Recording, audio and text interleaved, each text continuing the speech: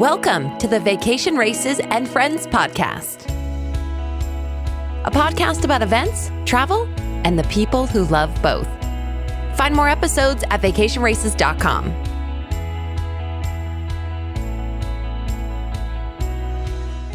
Hey everyone, Robin here. For this week's episode, I had a really great conversation with Matt Gunn, who founded Ultra Adventures, and Matt Anderson, who did the intro to this podcast with me. We cover a lot of ground in this conversation, but it was really valuable to me, so I hope you enjoy listening to it as well. Main points are we talk about the early days of Ultra Adventures and a really epic trail run that Matt did up the Grand Staircase that has since inspired his new event coming in June of 2021 called the Grand Staircase Stage Race that I think you will all really find interesting. I had a great time talking to these guys. I hope you enjoy, and I hope everyone has a great last weekend of August. That is crazy. All right, enjoy. So I'm here with two Matts, Matt Anderson and Matt Gunn. I'm not sure how to tell them to tell the difference in your voices, so they'll just have to figure that out if they're only listening to the audio. But Matt Gunn, will you please introduce yourself? I know that you, I became familiar with you when Vacation Races got involved with Ultra Adventures. Mm-hmm. Yeah, my name is Matt Gunn. I founded Ultra Adventures back in 2011. Our first race was 2012, the Zion 100, and then we added from there Bryce the next year in 2013, and then we added Antelope Canyon, Grand Canyon, and Monument Valley the following year, and then which would have been 2014, and then 2015 we added Capitol Reef and Tushers. Yeah. And that was 2015, and then 2016 we merged with Vacation Races, and then that was Trail Fest. That was something that actually Salem and I had been like kind of flushing out that idea. I had that Trail Fest as this idea of like this culminating everything in the Grand Circle, Grand Staircase area. Yeah. And just this kind of putting together the highlights, and because I have all this variety going on in such a, geographically central area, and so it made sense to like do something like that, and so we just started like, just brainstorming, and we did, and Salem brought in his kind of like, business organized sense, and like we got out and like invited a bunch of runners into this like trial, and just kind of started narrowing it down from there. But that was the last one that I feel like I kind of was, last had a big hand in. Yeah. I love that. I always forget the Trail Fest, just because from my point of view, when it was happening, it just happened at the same time of Ultra Adventures. So I think in my head, I thought it was already established, but then I realized that we were, super cool. I'm glad that we've been able to keep that one up. And it looks like we'll still be able to hold it. Fingers crossed. We'll see this year. And then Matt Anderson, that's when I met you around the same time, because you were helping Matt Gunn do some marketing and social media stuff. Yeah. I taught with Matt. We both are teachers, and we were teaching at Pineview Middle School. And he started these races, and his Instagram account, let's just say, needed a little help, a little TLC. Awesome. Just the most amazing courses, and they still are today. They're just the best views, unique, challenging. And I'm like, hey man, can I just help you share some better pictures and do some cooler stuff? And that's kind of how I got started, and then started doing more Facebook, and and I'm still doing the same stuff today for Ultra Adventures. Remind me what you two teach. Oh, sorry, and then I want to hear Matt. Yeah, well, that's what I was gonna say. Is Matt was the geography teacher across the college. So like that's like why we had this connection. I was teaching Spanish. my connection with Southern Utah and that and bigger area, was like, that was something Matt and I just really had in common. He was like, I mean, that's why he was the geography teacher, and he worked being a park ranger at Zion National Park, and like we had this connection because of that. That's awesome. Yeah, there's not too many people that I would argue that love nature and the wilderness and just being outside as much as I do, but for sure Matt Gunn does, and you can see it in his courses, in his races that he's designed in this making today. I remember one story. I think it was probably the first year he did Zion, and he was kind of a one-man show. There wasn't a lot of help. He is just doing almost everything himself. And I just remember him coming to school, and I don't think he'd slept for 24 hours straight. I'm like, dude, are you okay? And he's like, yeah, man, I've been scraping this reflective duct tape off the sandstone that I put down. I'll never do that again. Like, No. Yeah, that was an all-nighter. I was out on Gooseberry Mesa after the first Zion 100, and my fingers were all bloody there because I couldn't get I was, it was my first time doing it. I wanted to make sure they could see it. Oh, totally. Yeah. No, you have to kind of learn some of the stuff. And we were dealing with the permitting agencies, and they told you had to have everything picked up. So you had like 24-hour window after the event to get everything up. I was like, I saw the sun starting to come up. And I was like flooring it. I knew it was an hour drive to get off that mesa and clear around the dirt roads. And then I was like, if I'm speeding an hour to get there, I'm like, I knew. So yeah. Well, honestly, so when Vacation Races got involved with Ultra Adventures, that was the first I had heard of ultra running. At that point, I knew about marathons and stuff. I think those are pretty common knowledge, but I just hadn't even heard of this before. First of all, the distances seemed insane, but then also that it will be through the night depending on the distance and in these very remote places. But that was my first intro to ultra running, really, was when I went to the Monument Valley race. And then I sort of participated in the Tushers race a few years ago when I hiked part of the half marathon with Salem. It was a fun day. But tell me a little bit about ultra running in general and your guys' experience with it, because it's a very interesting form of running to me, but it's also one that I haven't really done. I'll let you go first, Matt. Well, technically anything over a marathon is ultra running. So, but just as soon as you cross that threshold of what used to be considered I just remember hearing the marathon story, that Greek legend of the Olympics or something. I don't know, it's vague, but I remember as a kid hearing that legend, and the guy died at his last step because he ran this insane distance. Yeah. It was just blew people's minds or whatever, and so as soon as you kind of cross that threshold, you enter the realm of ultra running, And I remember when it was that same way for me. It was in 2009, and a teacher had told me, I just remember another one I actually heard about before that. I was in Colorado. I'd just done the Ironman. I did the Ironman. To me was just that, but that's what that was. Well, it's a marathon plus this plus that. Mind blowing. I remember my dad telling me about that when I was a kid, and he had a friend that had done these Ironman events, and my dad was like, I've done one marathon and it was the hardest thing I've ever done. And this guy, I just had this respect for his friend that was the Iron Man, because he was he's like, I can't even imagine, then doing, this bike ride and then doing this after that, just it was just always something that was,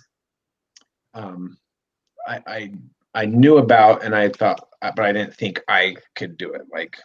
There's no way I could do that, And then my dad, you know, he passed away in 2002, and I was just like, okay, I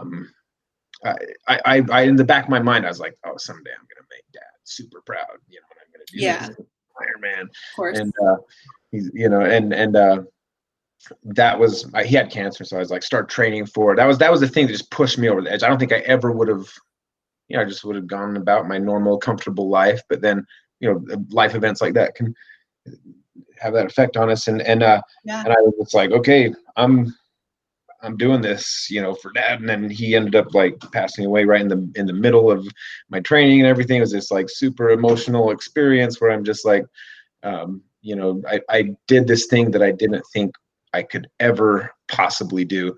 And I was like, for me, it was just like one and done, you know. I mean, I was like a college student, like donating plasma to like build my bike one part at a time, you know, to be able to do this and put it on a credit card and like, okay, you know, but I had to do this for Dad, you know, and that kind of just pushed my initial like idea of what in my mind was possible. Like all of a sudden, like I just did this thing that like, how did I do that? That's not something I can do, you know? And, that was like in my mind, one and done. I didn't have the money at the time. I had, you know, young family. I'm just like, nope, done. Yeah. This was a specific instance you wanted to do. And then I ran into someone, like we were at this lake in Colorado. I went to school in Colorado and I was like at some just weird little tiny cabin convenience store, and someone like told me about this, like I you know, I was kind of like dropping the fact that I'd done an Ironman, you know, I tried to work it back into the conversation and be cool, and I'm so proud of myself, and this guy's like, oh, he tells me about like this 50-mile race, and I'm just like, wait, what? Like, that's not possible. People only run 26.2 miles. You know? That's the limit. and so I was like, oh, guy, just like that Greek guy, if you go above 26. Exactly. and then later, I was at this. We moved to Utah, and I was working in Logan, and I met this teacher that the wife of the founder of the Bear 100 was a co-teacher there, and someone else told me like, the Bear 100, and I was like, the what? Like, what are you talking about? I'm like, no, they don't run that. They're like, it's a 100-mile trail run. And I was like, no. Like, let's clarify the details here. Yeah, I'm missing something. Understand, you know, like, and I learned about what it was, and I was like, and then it was just in the back of my head, you know, like these things that hadn't happened yet. Like, I knew they were going to happen at some point. But yeah, like that, once I'd like broken that barrier, I knew I could do more than I ever thought I possibly could.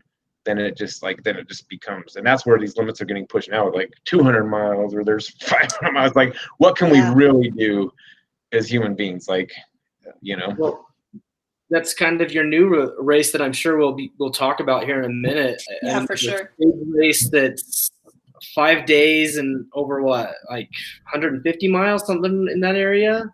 It's about a marathon a day, 5 days. Is that?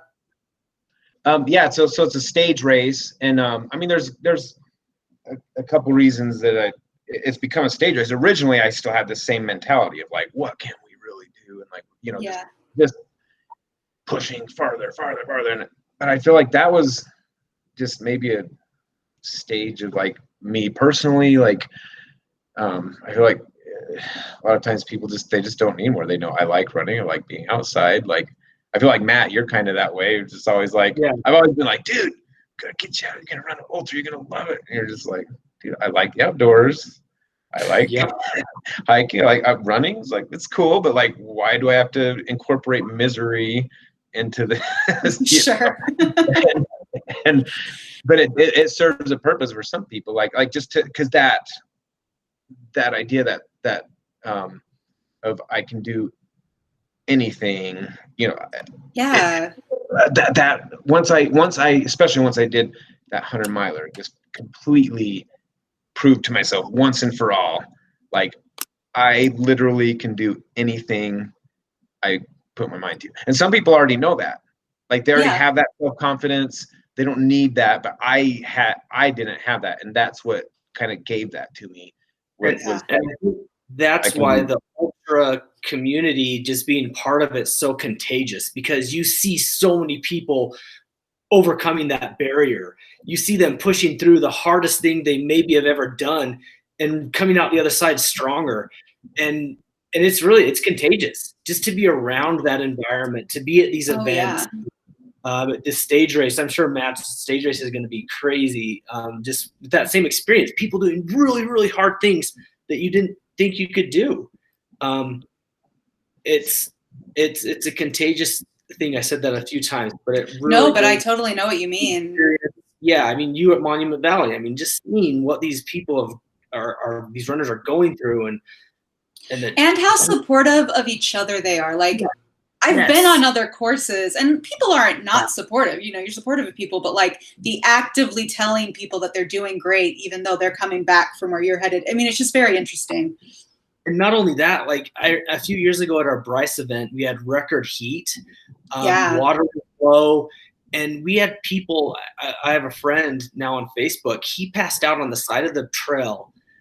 Some runners stopped their race, went back to the aid station, risking, they were fighting time limits, gave this guy their water. Oh, man. So they sacrificed their race to help this other runner. And that experience isn't unique. That's probably at every event. You're going to have something similar to that. I think that's part of what people are looking, what that provides is this, you get to this, like, it feels just, I don't know how to even say it, but like, it feels real. It feels like dangerous. It feels like, I mean, that was a serious situation. Yeah. We put ourselves in this vulnerable situation with other people, and like real things happen, real connections happen. Like you are out there in the wild, like doing something that is like completely, this sounds crazy. It's like, I mean, we're not talking like 26.2 miles on a paved road through a city with cones and everyone did in the middle of the day with the huge, like, let's see how crazy rugged, just the most, let's look on the contours of the planet and find the hardest place to do these miles. So it's not comparing apples to apples, and we're, when we have these checkpoints, we just kind of make it safe. We just kind of, it's like Hunger Games or something. You just like put this scenario, put these rules, and just like, okay, go out there and we check in on them and make sure it's safe every 5 or 10 miles, where we can access, and then just like turn them loose out into the wild, and crazy things happen. And that's what we're looking for, is just that, a little bit of that excitement, and just connecting in like a real sense to nature, not, like it really is a dangerous situation, Well, and I think you any extreme experience you share with someone else, even if it's, self-imposed, that's gonna bond you a little bit, Mm-hmm. I can understand why the community is so like kind of tight. This is just reminding me of some of the stuff we've been talking about. And I feel embarrassed because I'm talking about from 3 miles to 5 miles. I mean, that's the window. But for me in college, 3 miles was like awesome. And it was cool that I ran that often and did that distance. And then one day I miss a turn on my usual route or something and end up going 5 miles, and was like, now suddenly 3 miles, I couldn't do it again. It had to be 5 was my new base, but all it took was me realizing I could do it, because clearly I could have been doing it for a while, but that's the moment that I was inspired to run a half marathon and get into some of the more long distance running. That's as far as I've gone. But just, I don't know, that was such an important experience for me that I still look back on. I think there's something about pushing yourself harder than you knew you were capable of. It's like, I don't know, it like almost, not to get too hokey, but like it almost like feeds the soul. Like it, it totally does. And I mean, just hearing you say that, I'm just like, oh, it just brought up this huge memory for me. Like 3 miles, it's the same experience, and that's the experience we're going for with people. Yeah. That's the most important thing. We just you need more once you've done it, But but the 3 miles, that was the route that my dad took us on. Every day we'd have to go, feed the horses and then run around and run up this hill. We do this loop around Santa Clara, Utah, and it was 3 miles. And right at the end, there was this crazy hill that connected, Santa Clara to Santa Clara Heights, and it was like impossible to like ride a bike up. You had to like push your bike up it, And every time we'd go, he'd try to push us a little far. But I remember just saying like, to me, that was just like, that was the impossible, to finish that 3 mile loop. And I was just but it was just stuck in my head. Like that's what it was. And I remember just going up that hill, and I heard we've all talked to each other since he passed, all 8 of his kids, he had the same conversation every time. Like that hill just happened to be right at the end, and he would just like drive you to the edge where you were like, just, like wanted to just like dry heaving. And he's just like, but he'd just be like, I want you to remember like how you feel right now, because you are capable of doing so much more than you can. You just like have you reflect on what you've done before, and how far you've come now. And then, it's just getting people to believe in themselves, and like what you really can do, like literally almost, what our thresholds are just so far beyond what we think we can do, Yeah, no, it's, I think about some of these videos you'll see of like old gymnastics routines that won the gold at, the Olympics, and then compared to what we do now. And just as a marker of how far the envelope can be pushed in that short amount of time, like regardless of what it is. I don't know, that's very valuable and important to me. So it's one of the things I'm most fascinated about when it comes to ultra running, because I know a lot of people have some intense experiences out there, especially with these longer distances. Yeah. So tell me, so I don't think I know what stage racing is. Will you tell me about that? And then tell me about your event. Yeah. So, this event's called the Grand Staircase Stage Race. But it's kind of morphed. Like eventually I wanted to do like a through route. Like that was the original plan. Like I was in this frame of mind of like, what can we really do? Like I had just had this, I wanted to connect the dots from like all these places. Like this Grand Circle Trail series that I had before was like, I'd see there's this here on this layer of the Grand Staircase, this layer here on the Grand Staircase. And when I say Grand Staircase, I need to clarify, like basically the Grand Circle is the term that's kind of overtaken the Grand Staircase. The Grand Staircase, to me, growing up in that area, pre mid 90s, when the National Monument came about, it meant just exactly like this, what this map was that we had in our basement that my dad had, that was like just these layers. It's basically the Grand Canyon expanded out. Like, the Grand Canyon has all these layers, but they're all compacted right there. And then if you were to like zoom out, and go a couple hundred miles on each side, you just see like more and more like layers, which are these plateaus. And the crazy thing about these different layers is they all are just different from each other. They're just unique. And so it's like you go from these Vermilion cliffs, the Red Rock, Slot Canyon stuff, and then all of a sudden you're in these towering white cliffs. And then the next layer is just like relatively, not that far. I learned how far it really is when I went on foot and across that section between the layers. That 30 miles is really long when it's just like this boring desert in between those. And that's part of what made this a stage race. But then that next layer after, the white cliffs is like the pink cliffs of Bryce, which are these limestone hoodoos that people come from all over the world. Like you talk to anyone from another part of the planet and they're like, that's what they like. Bryce just like sticks out to them because it's so incredibly unique that they don't see that anywhere else. And it just draws people in to see something different that they haven't seen before. But every layer is like that on this Grand Staircase, kind of going both directions. Like I'm just familiar with the northern side of the Grand Canyon. So that northern part of like, those layers, but it's they're doing this Cocodona 250 on the other side, which kind of highlights just all the layers on like the Arizona side, on the south side of it. And it's the same thing. It's just this variety. Like that's what makes this area so unique, It's no wonder that it's no wonder there's so many national parks just in that one area. Because you go from 10,000 feet on the Aquarius Plateau, the highest timbered plateau in America, and then you get to the Colorado River at I don't even know. Is it 2,000 feet, 1,500 feet elevation? Like, yeah, I don't know what level. I don't even know that. Like what level the Colorado River is, where it's. Yeah, I don't know either. So it's 11,000 on Lake Prairie. Don't feed us there on that hard-earned elevation. But yeah, so, I love it. But anyway, it evolved into a stage race. Like originally, I was like, this is going to be similar to the Cocodona that the Aravaipa is putting on the south side of the Grand Canyon, like highlighting these trails in Arizona. They're just passing through these, all this cool stuff. He's like saying, hey, look, if we do a 250 mile race here, look at everything we're seeing. Like, look at all that we're going through. It's so cool. Yeah. And I was like, okay. And I just felt like I want to do this in progression. Like, I know, that all these different areas. I know, the Kaibab Plateau, and I know really well, the all surrounding Zion and all the Red Rock slot, all the Red Rock country down there. And I know really well the Aquarius Plateau. I spent so much time there. And I was a teenager, Bryce, I just know this is why Dad would take us to all these places. It didn't make sense to me what it was until I'd been out and seen the world and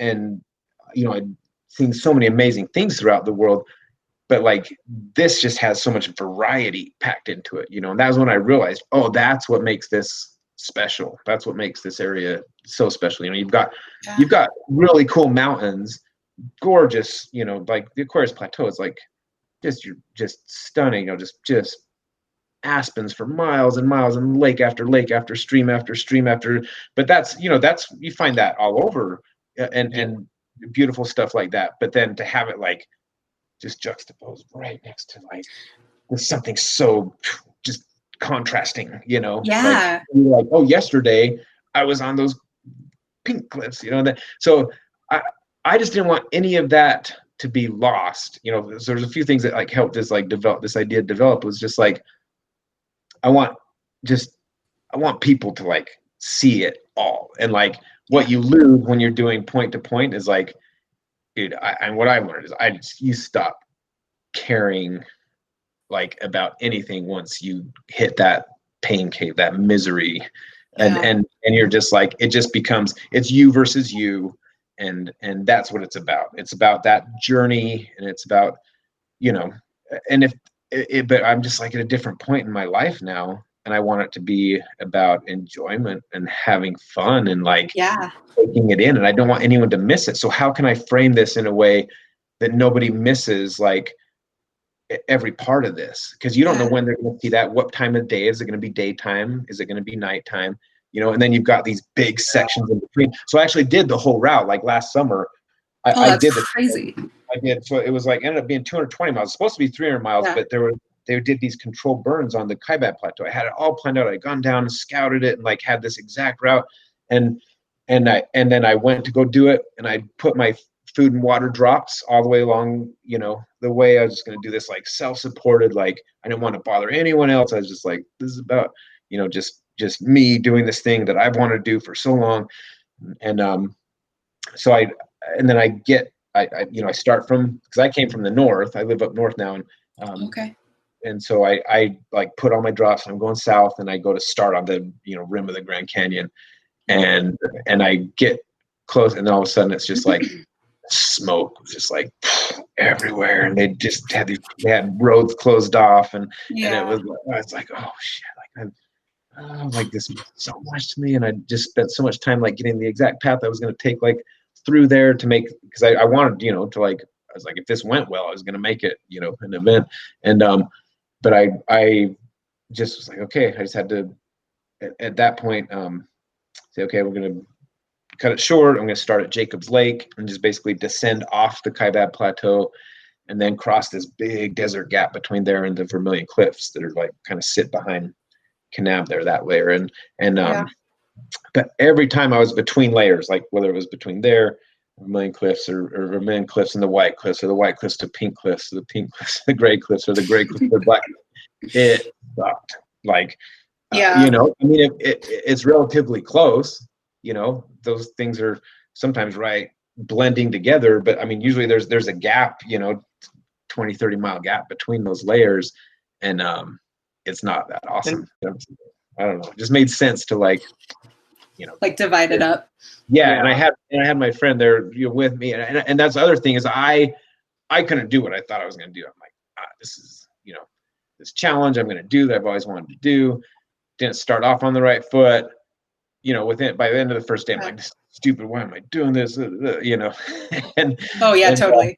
I'm just going across the sand, and I'm just like, what the hell is it? And then you'd get to like the hype. Then I'd get to like the sections that were amazing. I'm just like, what? This is so fun. And I'm like, and you look back, and I'm like, whoa! And I was clear over there yesterday. And you literally see the landscape like laid out below. It's this grand staircase where like, that's what that term comes from. Because the National Monument is really just like one layer of the grand staircase. Well, a couple layers, like kind of in this area, the area they designated to protect it, which is great. But the name they gave it just kind of threw everything off as far as people's understanding of what it was, Yeah, no, it took me a while to learn that when we first were doing ultra adventures, because I'm familiar with the area, but I didn't realize they were connected that way, Mm-hmm.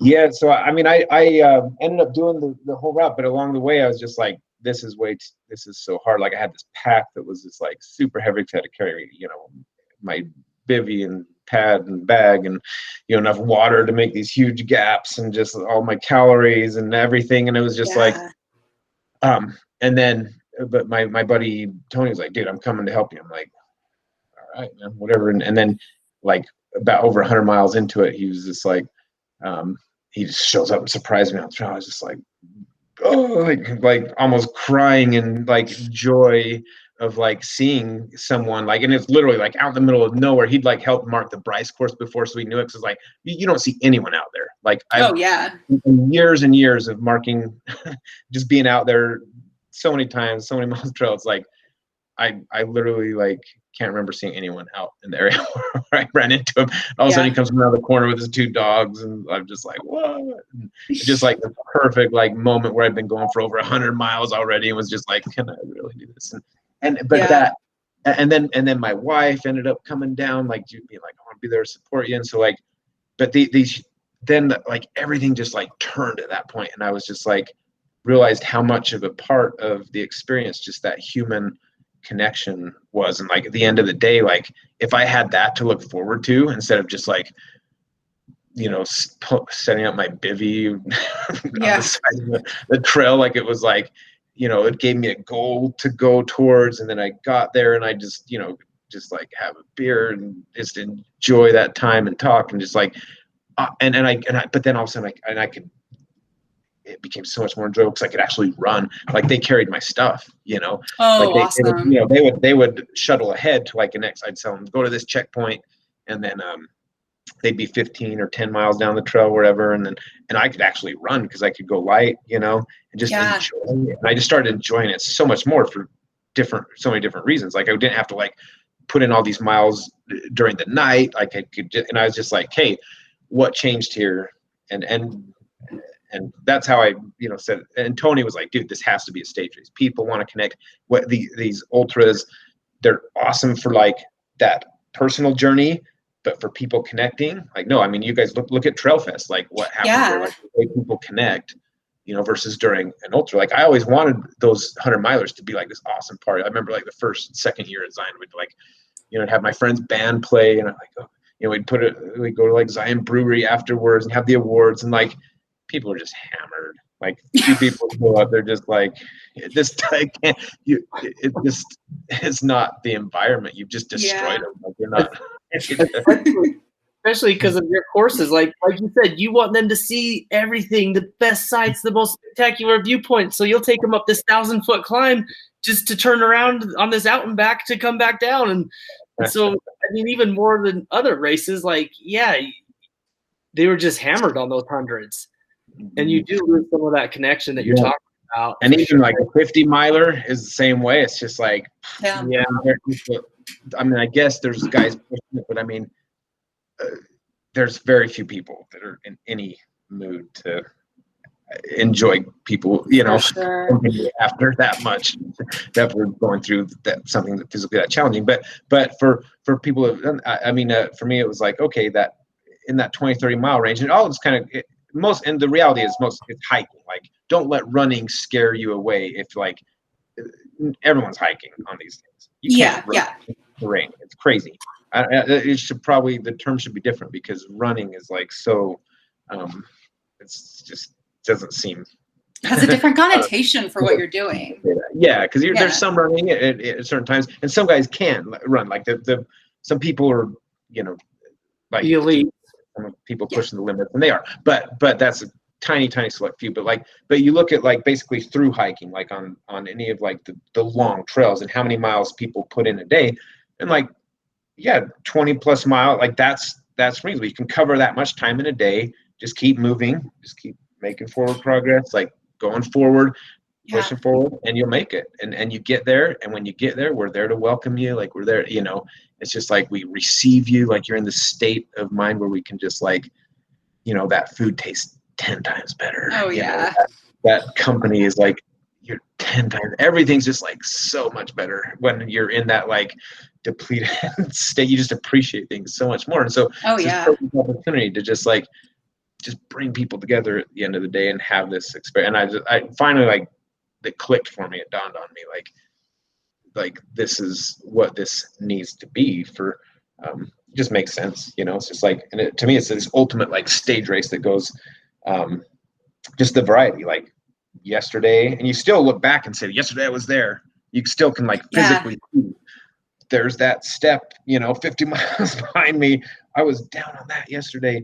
And it's so weird. Yesterday I was like in this desert landscape, because day one is like, I kind of condensed the red rock and the white sandstone together to just get it through, because in early June it's kind of hot, because you're covering so much ground in so little, but the last 4 stages are all like kind of high elevation and nice. But you're looking down, you're just like, whoa, you're on top of Mount Dutton on these towering like granite cliffs, and you're just looking down on like Red Canyon and Bryce and the Ponscant Plateau, and like, so weird. Like, I was there yesterday, and it was so different than what I'm looking at right now, and then the next day you're in just like this total like high alpine, like almost above the tree line, just really like cold temps, and like, and it was just like, you see it from below and you don't realize how different it is once you get on there until you're there, and it's just so no, and you want everyone to have that experience, but they don't need to have the desert blandness in between, you know what I mean? How long are the different runs each day, or I don't know, how is it each day? So it's 5 days in a row. They all end up being just right about 25, 26 miles. I try to awesome. 25 to 27 miles. Short days 25, long days 27. So it just worked out that way, and that's kind of like what it's going. What do you think is going to be everyone's favorite section, Matt? Dude, seriously, that's the coolest part about it. Is like, honestly, it depends on what's unique and new to you. Yeah, that's a good like point. what you're used to, and that's why I feel like Bryce is most people, because I've seen this like. It's just whatever like is blowing your mind at that time, and there's so much variety here. It's like, I don't know too much, like information overload, but for most people, it's usually like that first day. With some people that have seen it, if you're familiar with, desert sandstone, you're gonna be like, maybe. But most other people are just like, wow, I've never seen anything like this. This is unbelievable, and other people are just like, that was terrible, so much. It was just like 25 miles of sand, like, and just like so miserable. Like, why did you make it? Because you're just like used to it, but I don't know. Each one is that particular course. You're going through 2 like tight slot canyons, and people were just like, whoa, what is this? They've never been in like that. And they're like, how could the earth create something so skinny and tall? And smooth and curved. It's so interesting. Kind of the same way for the ultras, because people always ask, what's the most scenic? What's the best one? It's an impossible answer. You can't answer a possible question to answer, because it depends on your background, depends on your everything. If you're from Idaho, I can't imagine you're blown away by the Tetons. But the first time I saw them in person, I audibly gasped. I remember it. Like, what's your favorite? I think it just depends. Like, it depends on the season, for sure. But sure, yeah. to me, it just ends up going. I think probably ends up going just kind of this sentimental place. It's like, but that Aquarius, I guess, just because I'm like, just the desert's so normal to me, and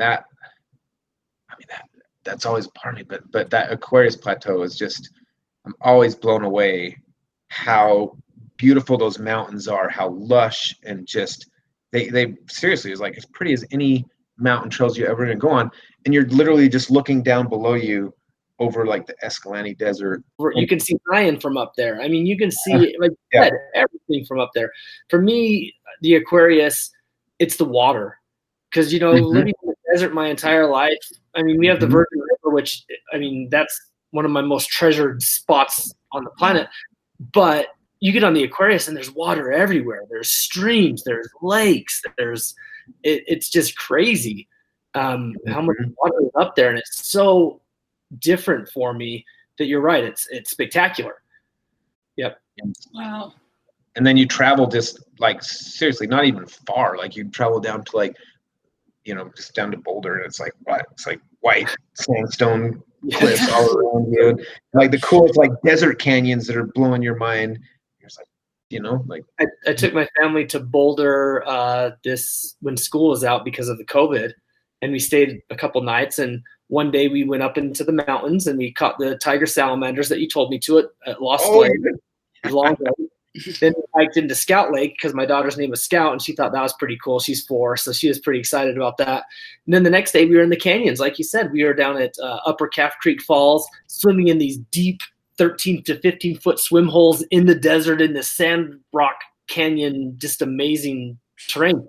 It's just so unique. Like in one day, you could go from these high alpine lakes to sandstone desert just in a couple miles, really. Yeah. No, that's crazy to think about.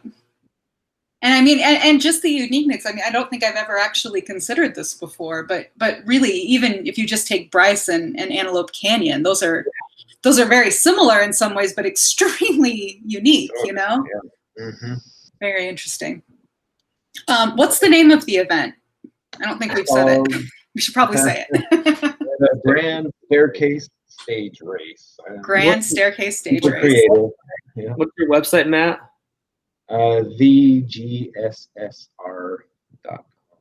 Yeah. Nice. And are you gonna call that like they use abbreviations like SOHO, for example? It's an abbreviation. You call that like the Guster? Yeah, that's a good idea. I already thought of that. I like that. Me too. GSSR is off the. I mean, it's really nothing now with this idea. So, but let's make it the Guster. The Guster.com. Yeah, it's true. I don't know. I couldn't think of the name. I wanted to script it. I wanted to say what it is. But I don't know. No, I don't. Naming this podcast, I've been getting beef for it because I couldn't come up with anything. I was like, I need our name in it.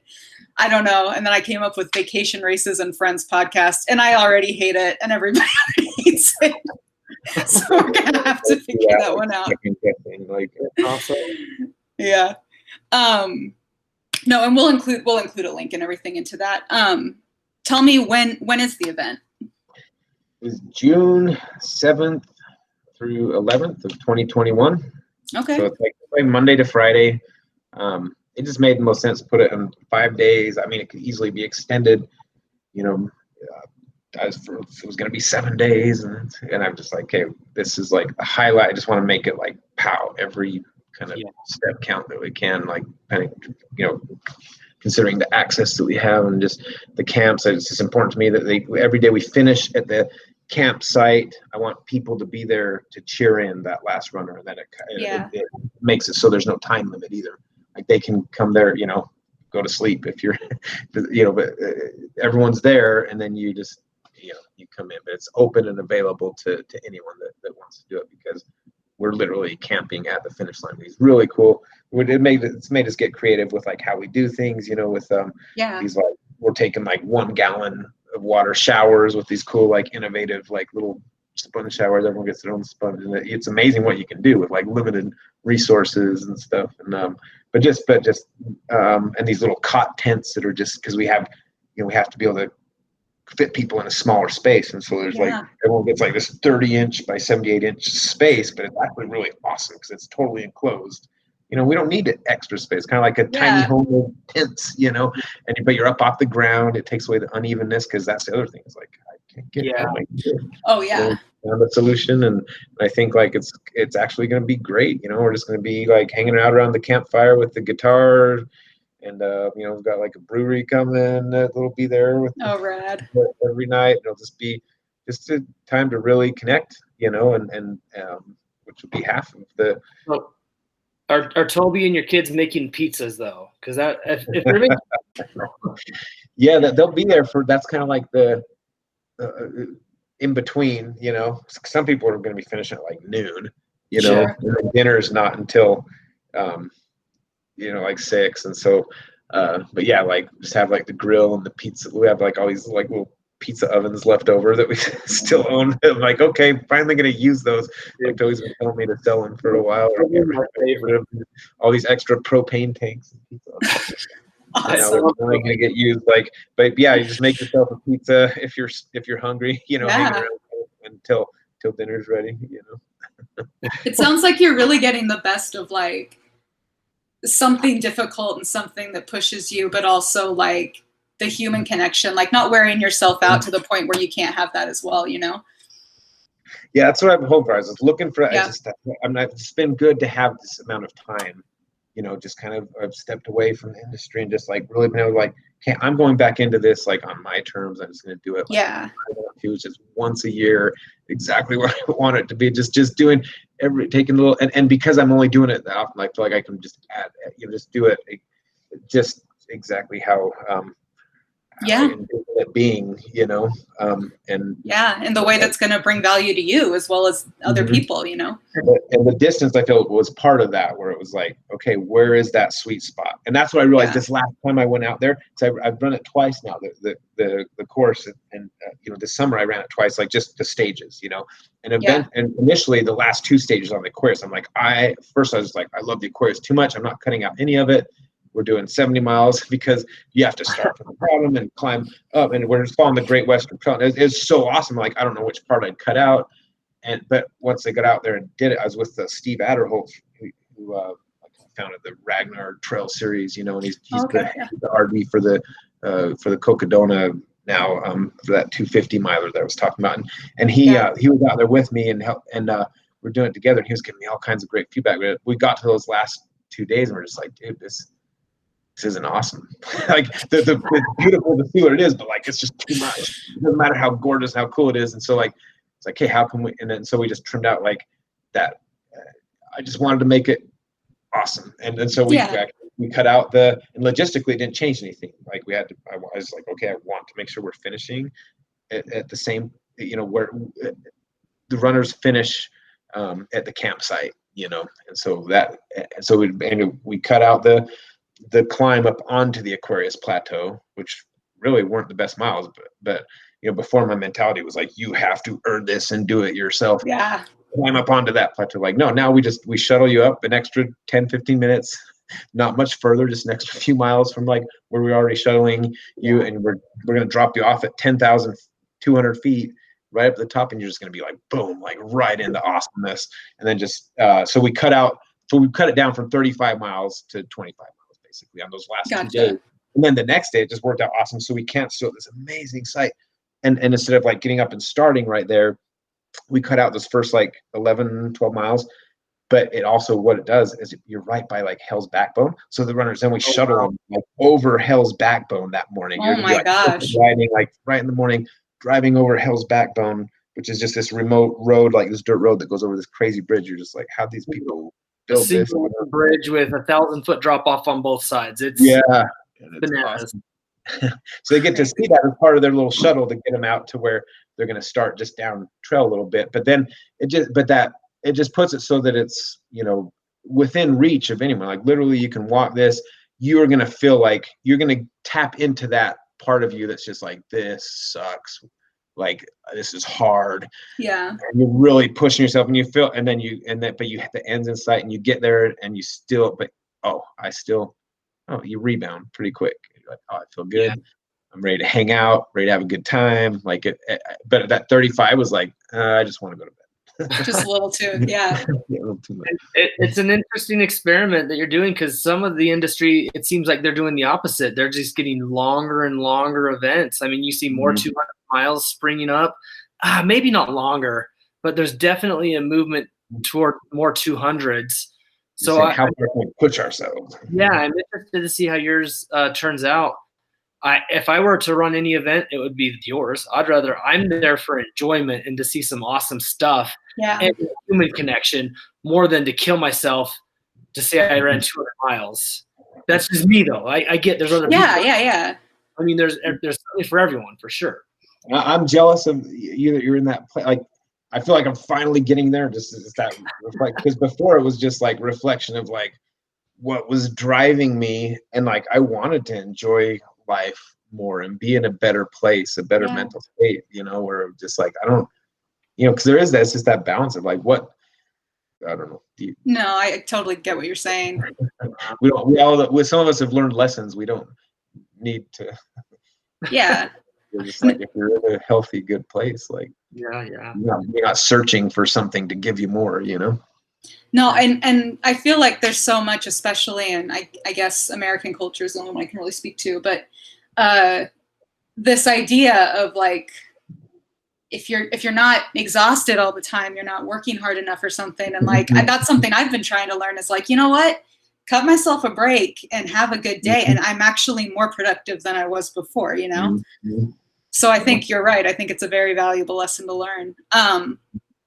But then, also knowing when you need to be pushed, right? Yeah, there's a time, I mean, the hundreds that we still host, I mean, the experience and the knowledge that you gained that Matt talked about earlier, that you can overcome 100, there's a place for that without a doubt. Yeah. And more people need that. And I think if everyone had gone through that experience, they could change themselves, their lives, the community, even the world, just by pushing through something you never thought you could push through, whether that's 100 miles or like Robin, you're 3 to 5 miles, like it completely changes your perspective for sure. Well, sort of on that note, I know that we're running a little bit low on time, but I was wondering if someone was trying to go from maybe your more traditional half marathon or marathon road races, and they were thinking they wanted to try out ultra running, do you have any tips for what would be good? Maybe some in between stuff that would be a bridge or stuff they can do on their own? Matt gave me a tip a few years ago. Just do it. Sign up. Do it. Do it. Do your homework before the race and just do it. You can do it. Love it. Yeah, sign up. Like that's why events exist. Like for a while, I was like, a lot of people and myself more than anyone, just because I was gonna have money and stuff, it's just like I can do this on my own. I can, and because of the limitations on what you can get permitted, with everything basically in a national park or in a wilderness area or a national monument, just like off the table. In our country, it's not like Europe where you can just like run wherever you want, or the Mont Blanc or whatever. But I mean, but I realized myself, like, unless I have that motivator, that signing up, is what makes you do. Ironman, like I can look at it and say, like, oh, look how much those cost. But look what it gave me. Like, look what it taught me. That same thing with the 100 miler. Like, dude, that was the best money I've ever spent in terms of like who I became as a person, And so, and people, we're all just at different stages in our lives and need different things, and we just kind of offer, we try to offer different opportunities, Yeah. Well, I like that your event, and I feel comfortable saying this about Ultra Adventures too. It is welcoming to all levels of skill. I mean, there's room, there's a place for you, even if you're worried that you're not there yet, Sure, and that's what people, if they're like worried about, like, dude, this community, that's what's amazing about. Oh yeah. Community is just like everyone's like the weirder you are, like I've never seen a community so welcoming of just like diversity and just really like one thing connecting us here, everything else put it aside, and we're here for each other to like reach this goal. Yeah, I love And that so much. In our divided world, man, that is refreshing. That we can be united in this cause. It's a pretty neat thing. Yeah, I totally agree. I think it's a very valuable community to have, I think. Well, thank you guys. Do you have anything else you want to plug or talk about before we wrap it up? Matt, tell me about this lightning thunderstorm that you ruined your phone in. Oh, His race because we were going to post it on Ultra Adventures, and he's like, I got caught in the worst thunderstorm, and I don't have any picture of that. dude, yeah, it was crazy. It was on stage 2.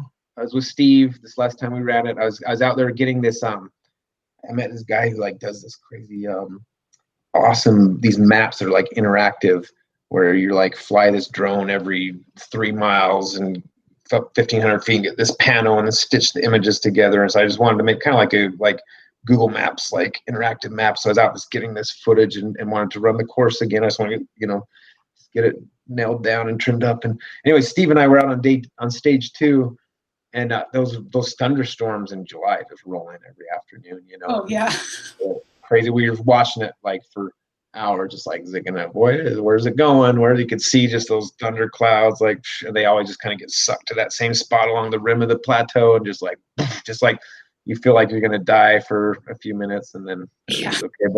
But yeah, we were right in Camp Eli, which is just the crazy part of that Bryce course. Every time people just would come out, like every time something almost happens on that course, it's just the most rugged, wild section between Blubber Creek and Proctor Canyon, and it's.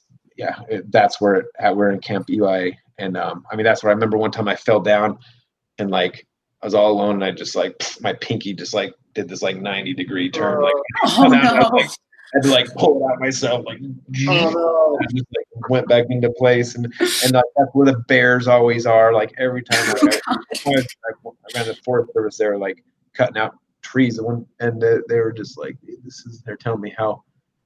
They knew the names of all the bears in there and stuff, but that always like this, that's where they're at, and just because it's the most remote humans and stuff. But anyway, we got hammered by this crazy hailstorm. It was just like rivers running down the trail, and Steve was just like, we were just miserable, and there was just no protecting your stuff. You were just drenched, hammered, and like, you don't even think you're going to survive, and then all of a sudden it's okay and the sun's out and you dry off. Dry off real quick. My phone never recovered, and I just because I didn't pay for the extra little iCloud storage. I remember at Grand Canyon in 2016, mark the trail, and you're like, hey man, if you find my phone, I lost it somewhere in this section a week ago. And of course I found it. It didn't work, but it was like a new iPhone. How many phones have you lost? Dude, that was the last one. Like I've done pretty good since then. I'm pretty lucky. Tiny baby iPhone 5 that was, it was ready to die. I've known it was like it's almost died a lot of times. Oh yeah. All right. Well, thanks guys. This was awesome.